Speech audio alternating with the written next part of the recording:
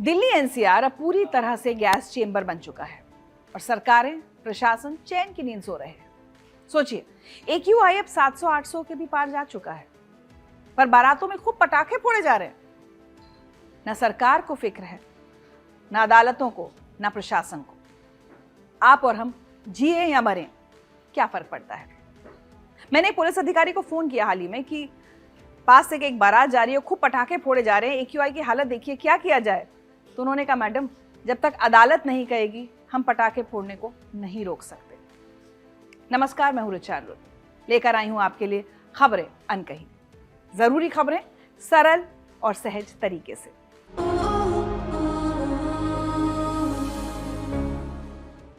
आज हम बात करेंगे ऑस्ट्रेलिया में यहूदियों पर हुए हमले की और समझेंगे कि क्यों यहूदी और हिंदू हमेशा से आतंकवाद के निशाने पर रहते हैं।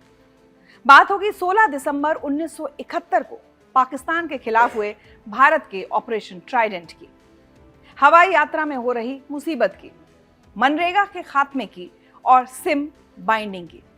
तो बहुत सारी बातें करनी है आपसे, जुड़े रहिए।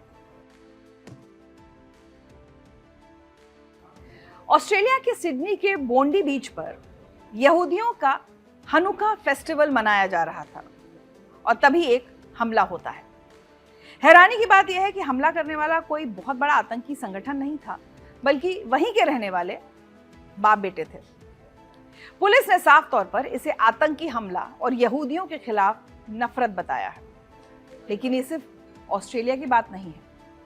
आज इजराइल जैसा छोटा सा देश चारों तरफ से दुश्मनों से घिरा हुआ है। गाजा में हमास, लेबनान में हिजबुल्लाह, यमन में हूती और इन सब के पीछे खड़ा ईरान। ये सारे मुस्लिम देश या संगठन हैं और इन सब का एक ही मकसद दिखता है, इजराइल को दुनिया के नक्शे से मिटाना। लेकिन क्या आपने कभी सोचा है कि आखिर यहूदियों के खिलाफ इतनी नफरत क्यों है? क्या ये सिर्फ जमीन की लड़ाई है या इसके पीछे कोई और कहानी है जो हमसे छुपाई जाती है? और सबसे बड़ा सवाल, दुनिया में हिंदू और यहूदी बार बार इस नफरत का शिकार क्यों बनते हैं? आज हम इतिहास के पन्ने पलटेंगे और इस दुश्मनी की जड़ को समझेंगे। सबसे पहले इस घटना को थोड़ा गौर से देखते हैं। ऑस्ट्रेलिया को दुनिया के सबसे शांत देशों में गिना जाता है, लेकिन पिछले कुछ सालों में यहाँ यहूदियों के खिलाफ नफरत बहुत तेजी से बढ़ी है। सिडनी हो या मेलबर्न, वहाँ के यहूदी मंदिरों पर हमले और आगजनी की घटनाएं आम हो गई हैं। रिपोर्ट्स बताती हैं कि 7 अक्टूबर 2023 के हमास वाले हमले के बाद से ऑस्ट्रेलिया में ऐसी घटनाओं में 5 गुना बढ़ोतरी हुई है। इस बार के हमलावरों के दिमाग में जो नफरत थी वो रातों रात तो नहीं पैदा हुई होगी। ये ग्लोबल माइंडसेट है। जब एक 16-17 साल का लड़का या एक 50 साल का पिता बंदूक उठाता है तो वो सिर्फ किसी इंसान को नहीं मार रहा होता, वो एक पूरी विचारधारा से लड़ रहा होता है। लेकिन ऐसा हो क्यों रहा है? इसे समझने के लिए हमें आज की राजनीति से बाहर निकलकर हजारों साल पीछे धर्म के इतिहास में भी जाना होगा। हमें समझना होगा कि यहूदी और मुस्लिम, जो दोनों ही अब्राहिम को अपना पूर्वज मानते हैं, आज एक दूसरे के खून के प्यासे क्यों हैं? अक्सर हमें टेलीविजन पर बताया जाता है कि ये लड़ाई 1948 में शुरू हुई थी, जब इजराइल बना। लेकिन सच ये है कि इस दुश्मनी के बीज 1400 साल पहले ही बो दिए गए थे। चलिए मैं आपको इतिहास के उस दौर में ले चलती हूं जहां से कहानी शुरू होती है। यहूदी धर्म, ईसाई धर्म और इस्लाम, तीनों की जड़ें एक ही जगह मिलती हैं। ये तीनों मानते हैं कि पैगंबर अब्राहम, जिन्हें मुस्लिम्स इब्राहिम कहते हैं, उनके पितामह हैं। कहानी यहीं से 2 रास्तों में बढ़ जाती है। अब्राहिम के 2 बेटे थे, इस्माइल यानी इश्माइल और इसहाक यानी आइजैक। यहूदी मानते हैं कि ईश्वर का आशीर्वाद और प्रॉमिस्ड लैंड यानी आज का इजराइल छोटे बेटे इसहाक के वंशजों को मिला। वहीं इस्लाम की मान्यताओं के अनुसार बड़े बेटे इस्माइल भी पैगंबर थे और अरब के लोग उनके वंशज हैं। यानी देखा जाए तो लड़ाई एक तरह से चचेरे भाइयों की लड़ाई जैसी है। लेकिन ये पारिवारिक झगड़ा तब और गहरा हो गया जब 7वीं सदी में इस्लाम का उदय हुआ। शुरुआत में जब इस्लाम आया तो उम्मीद थी कि यहूदी, जो पहले से एक ही ईश्वर को मानते थे, वो नए धर्म को अपना लेंगे। मदीना के इतिहास में इसका जिक्र मिलता है। लेकिन जब यहूदी कबीलों ने अपना धर्म छोड़ने से मना कर दिया तो वहां से दूरियां बढ़ने लगी। इतिहासकार बताते हैं कि यहीं से धार्मिक टकराव शुरू हुआ। कई पुराने ग्रंथों में ऐसे प्रसंग मिलते हैं जहां यहूदियों के साथ संघर्ष का जिक्र है। अब हम थोड़ा आगे आते हैं। सदियों तक यहूदी दुनिया भर में बिना देश के भटकते रहे। कभी यूरोप में सताए गए, कभी हिटलर ने होलोकॉस्ट किया, फिर 20वीं सदी में उन्होंने तय किया कि हमें अपनी वही पुरानी जमीन चाहिए, इजराइल, और यहीं पर पेंच फंस गया। वो जमीन उस वक्त फिलिस्तीनियों और अरब मुसलमानों के पास थी। इस्लाम में एक कॉन्सेप्ट होता है वक्फ। वक्फ की जमीन के लिए माना जाता है कि जो जमीन एक बार इस्लाम के झंडे के नीचे आ गई वो हमेशा के लिए मुस्लिम जमीन है, उसे किसी और को नहीं दिया जा सकता। तो अब आप समझ सकते हैं कि समस्या है कहां।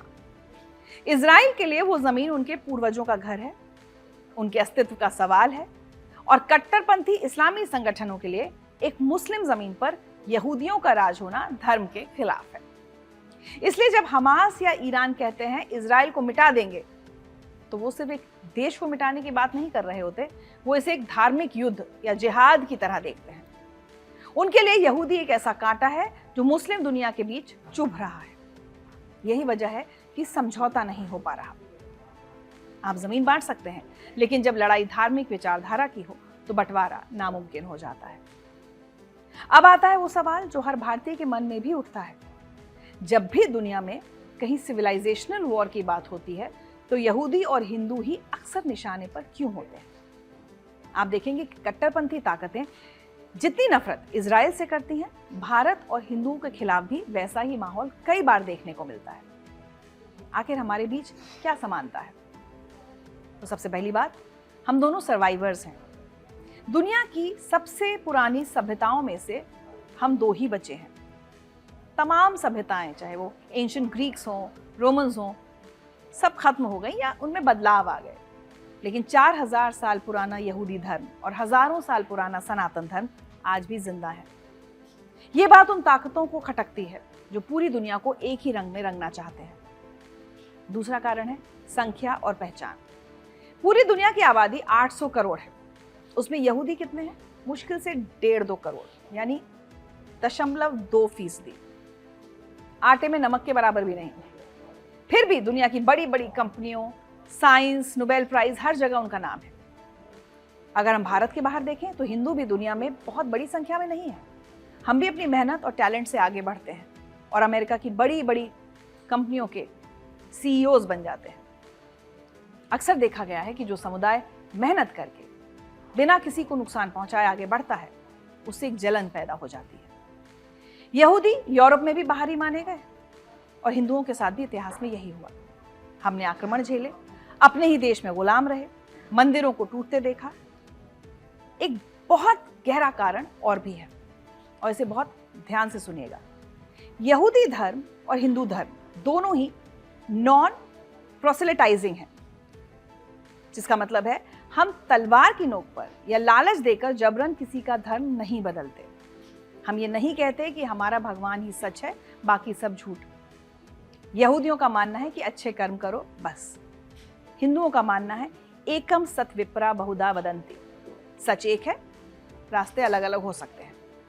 लेकिन हमारे सामने जो विचारधारा है, जो रैडिकल है, वो मानती है कि my way is the only way, सिर्फ मेरा रास्ता सही है, बाकी सबको बदलना होगा या फिर मिटना होगा। यही वो जगह है जहां टकराव शुरू होता है। ऑस्ट्रेलिया में यहूदी उत्सव हनुका के मौके पर इकट्ठा हुए यहूदियों पर हमला इसलिए नहीं हुआ कि उन्होंने किसी का कुछ बिगाड़ा था। हमला इसलिए हुआ क्योंकि वो अलग थे और अपनी पहचान के साथ जी रहे थे। और यही खतरा भारत के लिए भी है।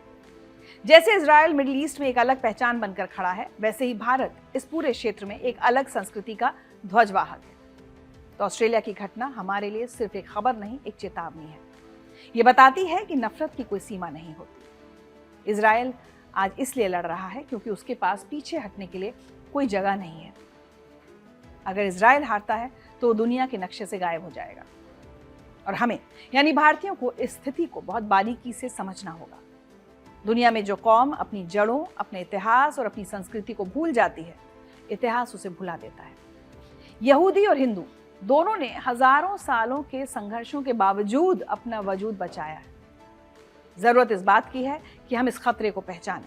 ये लड़ाई सिर्फ बंदूकों की नहीं है, ये नैरेटिव और अस्तित्व की लड़ाई है। आपको क्या लगता है, क्या दुनिया इन दो पुरानी सभ्यताओं की अहमियत को कभी समझ पाएगी, या ये संघर्ष ऐसे ही चलता रहेगा, या दुनिया हमारा अस्तित्व खत्म कर सकती है? कमेंट सेक्शन में अपनी राय लिखकर जरूर भेजें। 16 दिसंबर ये वो तारीख है जिसे हम विजय दिवस के तौर पर मनाते हैं। इसी दिन 1971 में पाकिस्तान के 93,000 सैनिकों ने भारत के सामने घुटने टेक दिए थे और दुनिया के नक्शे पर एक नया देश बांग्लादेश बना था। लेकिन क्या आपको पता है कि ढाका में मिली उस ऐतिहासिक जीत की नींव असल में उससे कुछ दिन पहले समंदर में रखी गई थी। अक्सर जब हम 1971 की जंग की बात करते हैं तो हमारा ध्यान सिर्फ जमीन पर लड़ी गई लड़ाई पर होता है, लेकिन सच ये है कि पाकिस्तान की हार की कहानी तब पक्की हो गई थी जब भारतीय नौसेना ने उसके घर में घुसकर उसकी कमर तोड़ दी थी। आज हम बात करेंगे उसी ऑपरेशन की जिसने पाकिस्तान को समंदर के रास्ते लाचार कर दिया था। इतिहास के पन्नों में इसे नाम दिया गया ऑपरेशन ट्राइडेंट। इस कहानी को समझने के लिए हमें विजय दिवस से थोड़ा पीछे 1971 के शुरुआती दिनों में चलना होगा।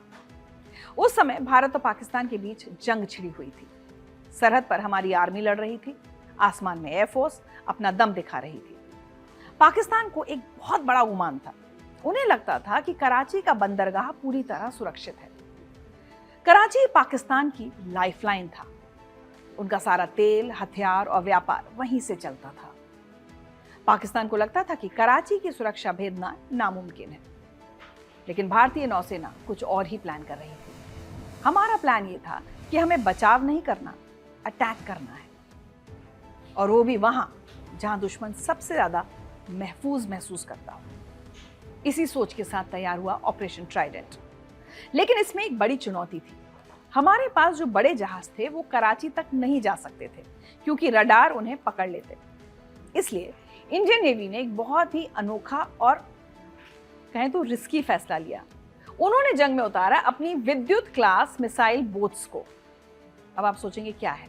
आसान भाषा में कहें तो ये बहुत छोटी नावें थी, लेकिन इनमें बहुत ताकतवर मिसाइल्स लगी हुई थी। ये साइज में इतनी छोटी थी कि दुश्मन का रडार इन्हें आसानी से पकड़ नहीं सकता था, लेकिन इनका वार किसी भी बड़े जहाज को डुबाने के लिए काफी था। तारीख थी 4 और 5 दिसंबर की दरमियानी रात। समंदर में गहरा अंधेरा था। भारतीय नौसेना के 3 जांबाज आईएनएस निपट, आईएनएस निर्घट और आईएनएस वीर चुपचाप कराची की तरफ बढ़ रहे थे। उनके साथ 2 एंटी सबमरीन और एक टैंकर भी था। जैसे ही वो कराची के पास पहुंचे, उन्हें अपने रडार पर दुश्मन की हलचल दिखाई दी। अब वो घड़ी आ गई थी जिसका सबको इंतजार था। सबसे पहले आईएनएस निर्घट ने अपनी मिसाइल छोड़ी। ये मिसाइल सीधे जाकर पाकिस्तान के जहाज पीएनएस खैबर को लगी। धमाका इतना जबरदस्त था कि पाकिस्तानी नाविकों को लगा कि उन पर आसमान से हमला हुआ है। उन्हें यकीन ही नहीं हो रहा था कि समंदर के रास्ते को इतना करीब आ सकता है। कुछ ही मिनटों में पीएनएस खैबर समंदर की गहराइयों में समा गया। इसके बाद बारी थी आईएनएस निपट और आईएनएस वीर की। उन्होंने भी अपनी मिसाइल्स फायर की। देखते ही देखते पाकिस्तान का एक और जहाज पीएनएस मुहाफिज पूरी तरह डूब गया और पीएनएस शाहजहां बुरी तरह बर्बाद हो गया। लेकिन मिशन अभी खत्म नहीं हुआ था। हमारे जहाजों ने अब अपना रुख कराची पोर्ट की तरफ किया। वहां तेल के बड़े बड़े टैंक थे जो पाकिस्तान की अर्थव्यवस्था की सांसें थे। हमारी मिसाइलों ने उन ऑयल टैंक्स को निशाना बनाया और फिर वो हुआ जो इतिहास बन गया। कराची बंदरगाह पर इतनी भयानक आग लगी कि कहते हैं वो आग 7 दिनों तक जलती रही। आग इतनी तेज और भयावह थी कि उसे मीलों दूर से देखा जा सकता था। पाकिस्तान की नेवी पूरी तरह कंफ्यूज हो गई थी। उनके कंट्रोल रूम में हड़कंप मच गया था। सबसे कमाल की बात यह थी कि इतना सब कुछ करने के बाद, पाकिस्तान के घर में घुसकर इतना बड़ा नुकसान करने के बाद, हमारे सारे जहाज और हमारे सारे सैनिक सुरक्षित वापस आ गए। किसी को एक खरोच तक नहीं आई। यह ऑपरेशन ट्राइडेंट की सबसे बड़ी कामयाबी थी। हमने न सिर्फ उनके जहाज डुबोए, बल्कि उनका मनोबल, उनका मोराल पूरी तरह तोड़ दिया। तो 16 दिसंबर को जो सरेंडर हुआ, उसकी वजह सिर्फ आर्मी का दबाव नहीं था। उसकी एक बहुत बड़ी वजह यह भी थी कि पाकिस्तान के पास लड़ने के लिए सप्लाई ही नहीं बची थी। कराची जल रहा था और समंदर पर भारत का राज था। यही वो ऑपरेशन था जिसने पाकिस्तान को यह एहसास दिला दिया था कि वो ये जंग हार चुका है। इसलिए जब भी हम विजय दिवस मनाएं तो 1971 की उस रात को जरूर याद करें जब छोटी छोटी नावों ने बड़े बड़े जहाजों को धूल चटा दी थी। ऑपरेशन ट्राइडेंट ये सिखाता है कि जंग में जीत सिर्फ ताकत से नहीं बल्कि सही सोच, बुद्धिमानी और हिम्मत से मिलती है। छुट्टियों का मौसम है, तो अगर आप इन दिनों कहीं घूमने जा रहे हैं या छुट्टी लेकर अपने घर जाने का प्लान बना रहे हैं तो ये खबर ध्यान से देख लीजिए, क्योंकि एयरपोर्ट पहुंचकर आपको अब भी घंटों इंतजार करना पड़ सकता है। दिल्ली से लेकर देश के कई एयरपोर्ट्स पर गहरा कोहरा छाया हुआ है, जिसका नतीजा ये है कि सैकड़ों फ्लाइट्स लेट, कुछ कैंसिल और हजारों यात्री परेशान। ये सिर्फ मौसम की बात नहीं है, इसके पीछे एक और बड़ा मसला है। इंडिगो, जो देश की सबसे बड़ी एयरलाइन है, उसके पास इस वक्त प्लेन्स की कमी है, और जब मौसम खराब हो, प्लेन्स कम हो, तो आप समझ सकते हैं कि हाल क्या होता है। तो समझते हैं कि आखिर हो क्या रहा है, कोहरे से फ्लाइट्स पर कैसे असर पड़ता है और इंडिगो के साथ ऐसा क्या हुआ कि वो इस क्राइसिस में फंस गई। सर्दियों में उत्तर भारत में कोहरा आना आम बात है। हर बार की तरह इस बार भी घना कोहरा आ रहा है। आज 15 दिसंबर को विजिबिलिटी यानी दिखाई देने की दूरी 50 मीटर से भी कम हो गई। एयरपोर्ट पर अगर विजिबिलिटी कम हो जाए तो पायलट्स को रनवे साफ नहीं दिखता। ऐसे में लैंडिंग और टेक ऑफ दोनों खतरनाक हो जाते हैं। इंडिगो ने खुद एक एडवाइजरी जारी की है। कंपनी ने कहा है कि दिल्ली समेत कई एयरपोर्ट्स पर कोहरे की वजह से उड़ानें लेट हो सकती हैं। यहां तक कि कुछ फ्लाइट्स को प्रोएक्टिवली यानी पहले से ही कैंसिल भी किया जा सकता है। मतलब आपकी फ्लाइट कंफर्म हो, आप एयरपोर्ट पहुंच जाएं और फिर पता चले कि उड़ान कैंसिल हो गई, ऐसा हो सकता है। ये इंडिगो के यात्रियों के लिए बड़ी मुसीबत बन रहा है, क्योंकि अगर एक फ्लाइट कैंसिल हो जाए तो आपको दूसरी मिलेगी कब, खासकर तब जब एयरलाइन के पास खुद प्लेन्स की शॉर्टेज है। अब बात करते हैं इंडिगो की क्राइसिस की। इस वक्त इंडिगो के बेड़े में प्लेन्स की कमी चल रही है। इसकी वजह है प्रैट एंड विटनी के इंजन। कई विमानों में इंजन लगे हैं और उनमें लगातार टेक्निकल प्रॉब्लम्स आ रही हैं। प्रैट एंड विटनी ने 2023 में पहली बार खुलासा किया था कि उनके इंजन्स में इस्तेमाल हुए पाउडर मेटल्स में खराबी है, लेकिन अब तक ये समस्या पूरी तरह सॉल्व नहीं हो पाई है। इंडिगो के 70 से ज्यादा एयरक्राफ्ट अब भी ग्राउंड पर खड़े हैं। इन इंजन्स में क्रैक्स आ सकते हैं, इसलिए इन्हें उड़ाना सुरक्षित नहीं माना जा रहा है। रिपेयर में समय लग रहा है और रिप्लेसमेंट इंजन्स की कमी है। दूसरी तरफ इसका फायदा एयर इंडिया को मिल रहा है। एयर इंडिया ने सरकार से मंजूरी मांगी है कि वो 275 अतिरिक्त फ्लाइट्स ऑपरेट कर सके। मतलब इंडिगो के पैसेंजर्स को जहां जगह नहीं मिल रही, वहां एयर इंडिया अपनी कैपेसिटी बढ़ा रही है। ये कंपटीशन की बात नहीं है, ये जरूरत की बात है। लेकिन सवाल यह है कि इंडिगो, जो देश की सबसे बड़ी एयरलाइन है, इस हालत में कैसे आ गई। तो असल में DGCA ने इंडिगो को आदेश दिया है कि वो अपनी कैपेसिटी 10% कम करे। ये हुआ क्यों, तुम सबको पता ही है। इंडिगो ने पिछले कुछ हफ्तों में 4,500 से ज्यादा फ्लाइट्स कैंसिल की हैं। क्रू शेड्यूलिंग में गड़बड़ी, मैन पावर प्लानिंग की कमी और नए पायलट ड्यूटी टाइम रूल्स को लागू करने में दिक्कतें आईं, जिसके बाद ये फैसला लिया गया। 4-5 दिन हजारों यात्री परेशान हुए। और अब एक और ट्विस्ट, DGCA ने इंडिगो के खिलाफ एक अजीब कदम उठाया है। रिपोर्ट्स के मुताबिक DGCA ने अपने 4 फ्लाइट ऑपरेशंस इंस्पेक्टर्स को सस्पेंड कर दिया है। ये वो अधिकारी थे जिन्हें इंडिगो की निगरानी करने की जिम्मेदारी दी गई थी। इन चारों में से 3 कंसल्टेंट थे जिन्हें कॉन्ट्रैक्ट बेसिस पर रखा गया था और एक सीनियर FOI थे। लेकिन जब पड़ताल की गई तो पता चला कि इनमें से कुछ अधिकारी इंडिगो की निगरानी टीम में थे ही नहीं।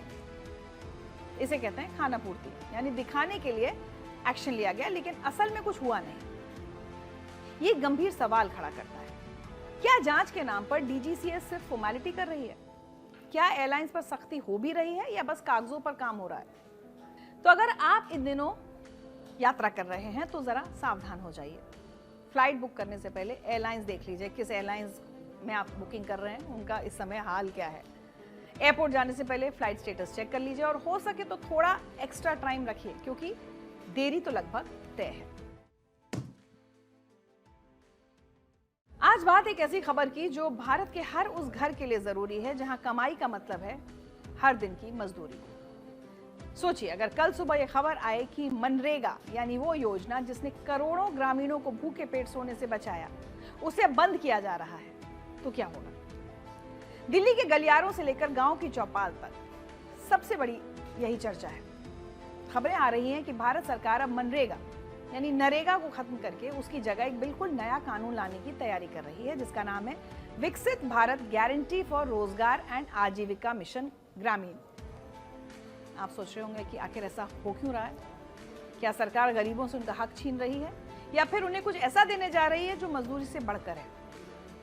ये बदलाव आपकी जेब, आपके गांव और देश की अर्थव्यवस्था पर क्या असर डालेगा? तो अब हम इसी नए कानून का पूरी तरह से विश्लेषण करेंगे। हम समझेंगे कि नरेगा आखिर शुरू क्यों हुआ था, ये काम कैसे करता है और वो नया कानून क्या है जो इसे रिप्लेस करने वाला है। तो इत्मीनान से बैठिए और इस पूरी कहानी को बहुत आसान तरीके से समझिए। बात है 1990 के दशक की। उस वक्त भारत के गांव में एक बहुत बड़ी समस्या थी, सूखा और भुखमरी। जब खेतों में काम नहीं होता था तो मजदूरों के पास खाने के पैसे नहीं होते थे। उन्हें काम की तलाश में अपना घर बार छोड़कर शहरों की तरफ भागना पड़ता था। इसी दर्द को समझते हुए 2005 में भारत की संसद ने एक ऐतिहासिक कानून पास किया। इसका नाम था नरेगा, यानी national rural employment guarantee act. बाद में 2 अक्टूबर 2009 को इसमें राष्ट्रपिता महात्मा गांधी का नाम जोड़ दिया गया और यह बन गया मनरेगा। ये दुनिया की इकलौती ऐसी योजना है जो आपको काम मांगने का कानूनी हक देती है। इसका मतलब यह है कि अगर आप गांव में रहते हैं, बालिग हैं और शारीरिक मेहनत वाला काम करने को तैयार हैं, तो सरकार आपको साल में कम से कम 100 दिन के रोजगार की गारंटी देती है। ध्यान दीजिएगा, मैंने गारंटी शब्द का इस्तेमाल किया। इसका मतलब सरकार ये नहीं कह सकती कि हमारे पास काम नहीं है। अगर आपने काम मांगा और 15 दिन के अंदर सरकार आपको काम नहीं दे पाई तो उसे आपको घर बैठे बेरोजगारी भत्ता देना पड़ेगा। ये कानून गरीबों के हाथ में एक बहुत बड़ी ताकत बन गया। इस योजना को ऐसे समझिए, एक मजदूर है, उसे सबसे पहले ग्राम पंचायत में अपना नाम लिखवाना होता है। इसके बाद उसे एक पासबुक जैसा दस्तावेज मिलता है जिसे जॉब कार्ड कहते हैं। ये जॉब कार्ड उसकी पहचान है। अब जब भी उसको पैसों की जरूरत होती है वो पंचायत में जाकर अर्जी देता है, फिर पंचायत उसे उसके गांव के 5 किलोमीटर के दायरे में ही कोई काम देती है, जैसे तालाब खोदना, सड़क बनाना या मेड़ ठीक करना। इस योजना की सबसे खास बात यह है कि इसमें ठेकेदारी सिस्टम नहीं चलता। मशीनों का इस्तेमाल भी कम से कम होता है ताकि ज्यादा से ज्यादा इंसानों को काम मिले और पैसा सीधे बैंक खाते में आता है। आज की तारीख में इस योजना से करीब 14 करोड़ से ज्यादा ऐसे लोग जुड़े हैं जो एक्टिव वर्कर्स हैं, यानी भारत की आबादी का एक बहुत बड़ा हिस्सा जब मुसीबत में होता है तो इसी मनरेगा की तरफ देखता है। कोविड के समय जब सब बंद था तब इसी योजना ने करोड़ों लोगों को जिंदा रखा था। तो अब सवाल आता है, अगर सब इतना अच्छा है तो सरकार इसे बदलना क्यों चाहती है? इसे खत्म करके नया कानून क्यों? तो देखिए, सिक्के का दूसरा पहलू भी है। पिछले कुछ सालों में कई रिपोर्ट्स और कमेटीज जैसे अमरजीत सिन्हा कमेटी ने माना कि मनरेगा में कई कमियां आ गई हैं। सबसे बड़ी शिकायत यह है कि इसमें सिर्फ गड्ढे खोदने और भरने का काम हो रहा है, यानी काम तो होता है पर उससे गांव को कोई लॉन्ग टर्म फायदा नहीं होता। आज गड्ढा खोदा, अगली बारिश में वो फिर खराब हो गया, पैसा खर्च हो गया पर असेट यानी कोई पक्की चीज नहीं बनी। दूसरी समस्या है भ्रष्टाचार और लीकेज। कई बार फर्जी जॉब कार्ड बना लिए जाते हैं। जिंदा लोगों की जगह मरे हुए लोगों के नाम पर पैसा निकाल लिया जाता है। सरकार ने इसे रोकने के लिए डिजिटल हाजिरी और आधार लिंक करना जरूरी किया, लेकिन उससे असली मजदूरों को भी परेशानी होने लगी। सरकार का तर्क यह है कि मनरेगा एक इमरजेंसी दवा की तरह थी जिसे अब डेली डाइट बना लिया गया है। इसलिए सरकार चाहती है कि लोग सिर्फ दिहाड़ी मजदूर ना बने रहें, बल्कि वो कोई हुनर सीखें और पक्के काम से जुड़ें। 2024-25 में मनरेगा का बजट तो 86,000 करोड़ था, जो इस योजना के इतिहास में सबसे ज्यादा था। पर क्या उस बजट का सही इस्तेमाल हुआ? इसी सवाल ने नए कानून की नींव रखी है। अब आते हैं सबसे जरूरी हिस्से पर, वो नया कानून क्या है जो कुछ अलग होगा या बेहतर होगा।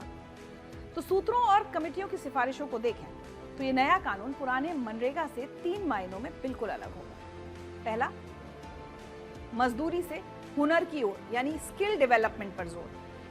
पुराने मनरेगा में सिर्फ अनपढ़ या अकुशल को काम मिलता था। नए कानून में सरकार स्किल्ड वर्क को जोड़ने जा रही है। इसका मतलब अगर आप गांव के युवा हैं तो सरकार आपको सिर्फ मिट्टी खोदने के पैसे नहीं देगी, बल्कि आपको राजमिस्त्री, प्लम्बिंग या सोलर पैनल ठीक करने की ट्रेनिंग देगी।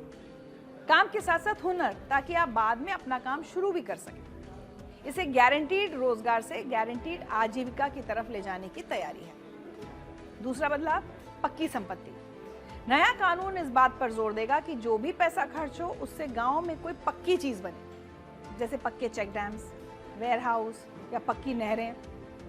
अमरजीत सिन्हा कमेटी ने यही सुझाव दिया था कि पैसे को उसे बांटने के बजाय उसे गांव के विकास में इन्वेस्ट किया जाए। यानी अब काम वही पास होंगे जो अगले 10-20 साल तक गांव के लिए फायदेमंद हों। तीसरा बदलाव, अलग अलग राज्यों के लिए अलग नियम। अभी पूरे देश में एक जैसा नियम चलता है, लेकिन बिहार की गरीबी और केरल की गरीबी में फर्क है। नए कानून में यह प्रावधान हो सकता है कि पिछड़े जिलों को ज्यादा पैसा और ज्यादा काम के दिन मिले, जबकि विकसित जिलों में अलग तरह के प्रोजेक्ट्स चले। यानी वन साइज फिट्स ऑल वाला तरीका खत्म हो सकता है। तो कुल मिलाकर बात यह है कि मंशा अच्छी दिख रही है। अगर गड्ढे खोदने के बजाय हमारे गांव के युवा कोई स्किल सीख सके तो देश की तरक्की के लिए बहुत बड़ा कदम है। लेकिन एक डर भी है। मनरेगा की खूबसूरती उसकी सरलता में थी, काम मांगा काम मिला।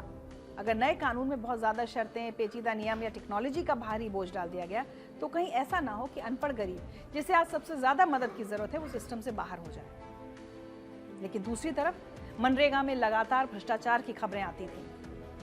वो चीज हो सकता है इस नए सिस्टम में दूर हो सके। तो सुधार जरूरी है, पर यह ध्यान रखना होगा कि अपग्रेड करने के चक्कर में कहीं गरीबों का ये लाइफ जैकेट ही ना छिन जाए। भ्रष्टाचार खत्म हो, ये जरूरी है। आप इस बारे में क्या सोचते हैं? क्या राय है आपकी? क्या मनरेगा को बदलकर नया कानून लाना सही है या पुराने सिस्टम को ही सुधारना चाहिए या चलते रहने देना चाहिए? अपनी राय हमें लिखकर जरूर भेजें। एक बार सोचकर देखिए कि आपका फोन आपके हाथ में है, लेकिन आपका व्हाट्सएप या आपका टेलीग्राम या कोई और ऐप कोई और चला रहा है। सुनकर ही अजीब लगता है, लेकिन आजकल ये बहुत आम हो गया है। इसी डर को हमेशा के लिए खत्म करने के लिए सरकार एक नया नियम लेकर आई है जिसका नाम है सिम बाइंडिंग। ये एक ऐसा फैसला है जिसने व्हाट्सएप, स्नैपचैट और टेलीग्राम जैसी बड़ी कंपनियों की नींद उड़ा दी। लेकिन आपके और मेरे जैसे आम यूजर्स के लिए एक बहुत बड़ी राहत की खबर हो सकती है। तो चलिए समझते हैं कि आखिर ये सिम बाइंडिंग है क्या और इससे आपकी डिजिटल जिंदगी कैसे बदलने वाली है। तो सबसे पहले समझते हैं कि अभी क्या होता है और आगे क्या बदलने वाला है। आज अगर आपको किसी नए फोन में व्हाट्सएप चलाना हो तो आपको बस एक ओटीपी चाहिए होता है। अगर वो ओटीपी किसी स्कैमर ने आपसे धोखे से ले लिया तो वो अपने फोन में आपका व्हाट्सएप चला सकता है, भले ही आपकी सिम आपके पास ही क्यों ना हो। लेकिन सिम बाइंडिंग आने के बाद ऐसा नहीं होगा। इस नई तकनीक का मतलब है कि ऐप और आपकी सिम एक दूसरे से बाइंड यानी बंध जाएंगे। अब व्हाट्सएप या टेलीग्राम तभी चलेगा जब आपके फोन के अंदर वो असली सिम कार्ड मौजूद होगा, यानी सिर्फ ओटीपी से काम नहीं चलेगा। लाइव सिम का होना भी जरूरी हो जाएगा। अब सवाल आता है कि आखिर सरकार को इतना सख्त कदम क्यों उठाना पड़ा? इसका सबसे बड़ा कारण है फ्रॉड और स्कैम्स। आपने सिम स्वैप फ्रॉड का नाम सुना होगा। इसमें ठग आपके नाम से नई सिम निकलवा लेते हैं और आपका पुराना नंबर बंद हो जाता है। फिर वो ओटीपी के जरिए आपके बैंक और सोशल मीडिया तक पहुंच जाते हैं। पिछले एक साल में भारत में ऐसे फ्रॉड से हजारों करोड़ रुपए का नुकसान हुआ है। सरकार चाहती है कि अब हर वो ऐप जो आपके फोन नंबर का इस्तेमाल करता है वो ये भी चेक करे कि क्या वो नंबर सच में उसी फोन में एक्टिव है या नहीं। इससे फ्रॉड करने वालों का रास्ता लगभग बंद हो जाएगा। अब सवाल है कि अगर ये हमारे लिए इतना अच्छा है तो व्हाट्सएप और टेलीग्राम जैसी कंपनियां टेंशन में क्यों हैं? तो इनकी परेशानी की वजह है कन्वीनियंस यानी सुविधा। अभी हम व्हाट्सएप वेब को लैपटॉप पर एक बार लॉगिन करते हैं और वो हफ्तों तक चलता रहता है। लेकिन नए नियमों के मुताबिक सुरक्षा के लिए अब आपको हर 6 घंटे में दोबारा लॉगिन करना पड़ सकता है। अगर आप लैपटॉप पर व्हाट्सएप इस्तेमाल कर रहे हैं तो सुरक्षा के लिए वो बार बार लॉग आउट हो सकता है। अब कंपनियों को डर है कि इससे यूजर्स परेशान होंगे और शायद ऐप का इस्तेमाल करना कम कर देंगे। उन्हें अपना पूरा सिस्टम बदलना पड़ेगा जिसमें खर्चा और मेहनत दोनों बहुत ज्यादा है। इसके अलावा एक और प्रैक्टिकल दिक्कत है। हम भारतीय अक्सर अपना सिम बदलते रहते हैं या कई बार नेटवर्क की दिक्कत होती है। अगर सिम बाइंडिंग के दौरान नेटवर्क ना मिले तो हो सकता है आपका ज़रूरी मैसेज ही ना जाए, या फिर जब आप फ़ोन बदलें तो आपको दोबारा वेरिफिकेशन की लंबी प्रक्रिया से गुजरना पड़े। कंपनियों को डर है कि ये एक्स्ट्रा सिक्योरिटी कहीं यूजर्स के लिए एक्स्ट्रा हेडेक ना बन जाए। इसी वजह से कंपनियां सरकार के साथ बातचीत करके कोई बीच का रास्ता निकालने की कोशिश कर रही हैं ताकि सुरक्षा भी बनी रहे और इस्तेमाल करना भी आसान हो। तो कुल मिलाकर बात यह है कि आने वाले दिनों में आपकी चैटिंग का तरीका थोड़ा बदलने वाला है। हो सकता है शुरुआत में ये बार बार का वेरिफिकेशन आपको थोड़ा परेशान करे, लेकिन याद रखिए कि ये एक कड़वी दवाई की तरह है जो आपकी डिजिटल सेहत के लिए बहुत ज़रूरी है। अब देखना ये होगा कि व्हाट्सएप और बाकी कंपनियां इसे कितनी जल्दी और कितने आसान तरीके से लागू कर पाती हैं। तब तक के लिए अपने OTP को अपनी तिजोरी की चाबी समझें और किसी के साथ शेयर ना करें। तो खबरें अनकही में आज मेरे साथ इतना ही, लेकिन चलते चलते हर दिन की तरह आपको एक वायरल वीडियो के साथ छोड़े जाती हूँ। एक छोटा लड़का हाईवे के खाली हिस्से पर दौड़ता हुआ दिखाई दे रहा है। लड़का हाईवे पर लगे स्पीडोमीटर के पास दौड़ता है और स्पीडोमीटर उसकी गति भी बताता है। आमतौर पर वाहनों के लिए इस्तेमाल की जाने वाली इस डिवाइस को लड़के ने फिटनेस ट्रैकर के तौर पर इस्तेमाल किया। इस दौरान सड़क किनारे खड़ा एक और बच्चा उसका हौसला बढ़ाता हुआ नजर आता है। इस वीडियो के सोशल मीडिया पर वायरल होने के बाद लोगों ने अलग अलग तरह की प्रतिक्रियाएं दी हैं। कई लोगों ने लड़के की क्रिएटिविटी को सराहा, तो कुछ लोगों ने इसे मजेदार बताया। वहीं कुछ ने इस पर चिंता जाहिर करते हुए कहा कि हाईवे पर अचानक वाहन आते हैं और उसका ऐसा करना खतरनाक भी साबित हो सकता है।